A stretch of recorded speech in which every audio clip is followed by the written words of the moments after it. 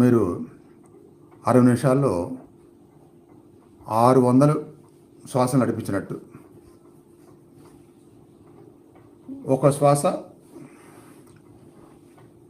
లోపలికి వెళ్ళి బయటకు వస్తానికి ఒక 3 సెకండ్లు నుంచి 4 సెకండ్లు పడుతుంది.